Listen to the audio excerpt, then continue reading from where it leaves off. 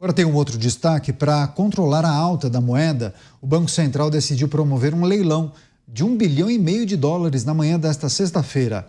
Essa medida é vista como uma resposta a uma demanda criada a partir da forte migração de recursos para o exterior, causado principalmente por notícias pouco animadoras sobre a situação econômica do Brasil. Segundo a autoridade monetária, o dinheiro leiloado vem de reservas internacionais e vai movimentar o mercado. Essa é a segunda intervenção no câmbio desde o início do governo Lula.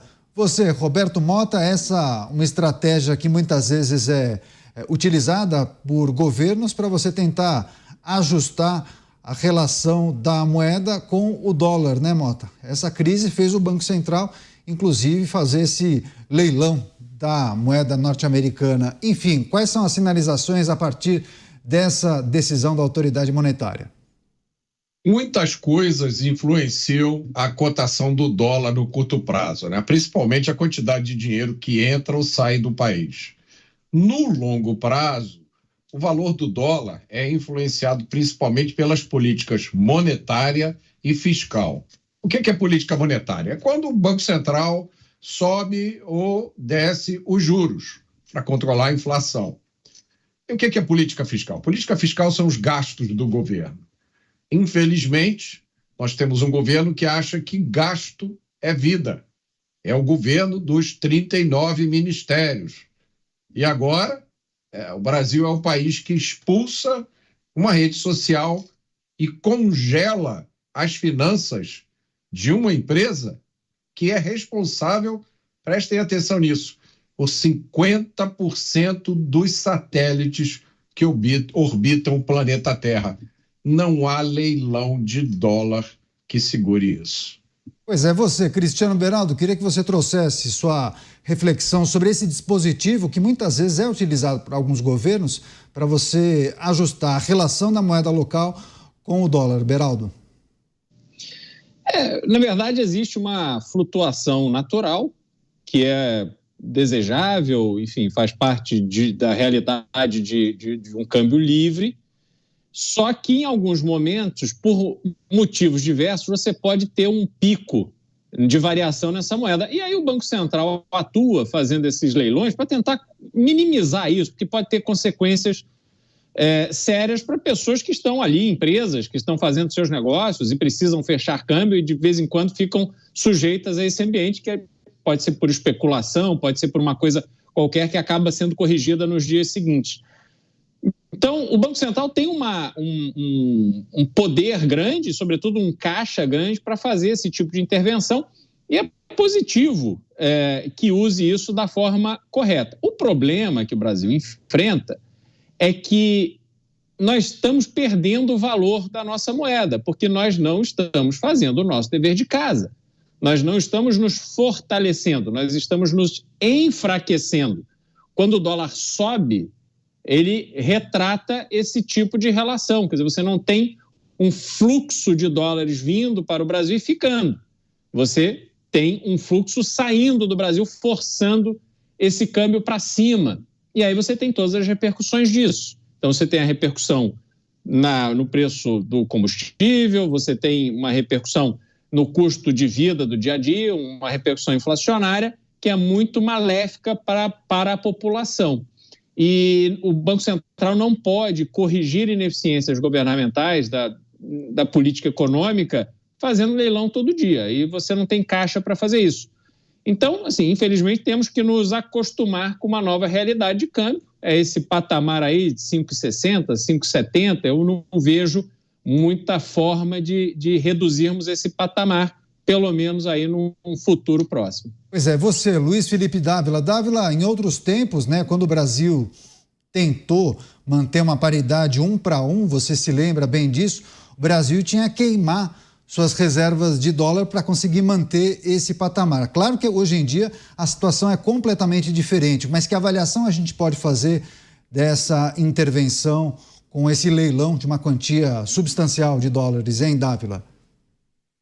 Olha, Caniato, parte dessa resposta foi bem dada pelo Beraldo. As empresas brasileiras têm contratos internacionais e toda vez que esse dólar eleva demais, essas empresas acabam tendo que assumir um custo, às vezes, intolerável. Então, um pouco desse leilão é para ajudar essas empresas que têm câmbio para poder continuar mantendo seus contratos. Agora, quando você tem um dólar que não é mais volátil por questões pontuais de mercado, mas quando a trajetória do dólar começa a crescer e se firmar em outro patamar, aí esse chama-se custo político, custo da imprevisibilidade das regras, custo da volatilidade política e custo da crescente insegurança jurídica, como bem mencionou Mota.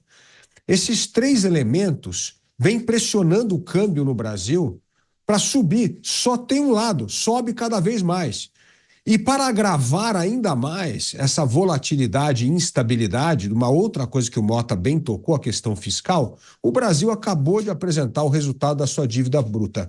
A maior dívida bruta entre todos os países emergentes. Já passamos aí de 77% a caminho de 80% do PIB de dívida pública. Não existe nenhuma nação emergente com tamanho grau de endividamento. O que faz o endividamento? Aumenta a insegurança do mundo dos investidores em relação ao Brasil. O Brasil parece que trilha um caminho de descarrilhamento fiscal.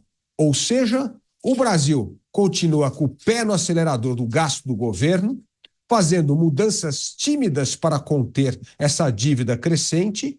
E aí, o que é obrigado a fazer? A política monetária tem que subir a taxa de juro. E quando sobe a taxa de juro, Canhato, aumenta a dívida pública. E aí entramos num ciclo vicioso que não saímos há muito tempo. Pois é, antes de virar a página, Mota, queria só pedir rapidamente para você. Ontem o Mota teve um compromisso, não participou do programa e nós falamos sobre Gabriel Galípolo, Mota, a oficialização da indicação do nome dele para presidir o Banco Central. Claro que a gente tem que aguardar todo aquele trâmite, aquele rito já tradicional, né? Aquela sabatina no Senado, mas enfim, quais são as considerações para o nome de Gabriel Galípolo? Enfim, ele já chega pressionado, quais serão os maiores desafios dele para colocar em ordem nos trilhos a política monetária do Brasil, que vai muito bem nessa gestão do Banco Central de Campos Neto, né, Mota? O grande desafio dele vai ser compatibilizar os ensinamentos da ciência econômica com os desejos do atual governo. É isso. É impossível você levar um país ao progresso, ao desenvolvimento e à estabilidade econômica se você subordina o desenvolvimento do país às conveniências político-eleitorais. Quando você promove políticas que no longo prazo vão trazer atraso, pobreza, subdesenvolvimento. Uma das grandes conquistas do Brasil nas últimas décadas foi ter conseguido domar a inflação. Eu vivi num país onde a inflação era 80% ao mês, onde as pessoas recebiam salário e corriam para o supermercado para comprar tudo de comida, porque daqui a poucas horas os preços já teriam subido. Essa conquista do Brasil foi conseguida a duras penas. Muita gente sofreu muito para que o Brasil chegasse ao ponto em que a gente chegou hoje com a inflação baixa. Mas isso não é uma conquista permanente. Isso tem que ser mantido o tempo inteiro. E o que mais afeta a inflação, aliás, a causa fundamental da inflação são os gastos do Estado brasileiro. O Estado brasileiro hoje acha que os seus gastos não têm limite e que ele não deve satisfação a ninguém. Isso apesar de toda essa conversa que a gente ouve da necessidade de transparência, de controle. Quando você olha a realidade é que a dívida do Brasil é de quase 9 trilhões, com T de tatu, 9 trilhões de reais. O PIB do Brasil é de 11 trilhões, ou seja, daqui a pouco a dívida do Estado brasileiro vai ser igual a tudo que é produzido no Brasil durante o ano inteiro. Então é como se você tivesse uma dívida que você tem que pagar, trabalhar o ano inteiro sem comer, sem pagar aluguel, sem pagar a escola das crianças, só para poder quitar aquela dívida. É nesse caminho que a gente está indo. Nós tivemos a sorte, e ainda temos essa sorte, vamos ter até o final do ano, de ter um presidente do Banco Central que conhece a economia e que resolveu fazer uma política monetária pensando no bem do Brasil. Inclusive, ele subiu os juros muito na véspera da última eleição presidencial, uma coisa inconcebível no Brasil, mas foi isso que ele fez. Por isso, o Brasil saiu da pandemia com inflação menor do que a inflação americana e a inflação de muitos países da Europa. Uma coisa que eu nunca tinha visto na minha vida, mas a alegria de brasileiro dura pouco e daqui a pouco nós vamos voltar de novo para aquela zona, aquela região onde política pública se confunde com interesses eleitorais, e esse vai ser o desafio do próximo presidente do Banco Central.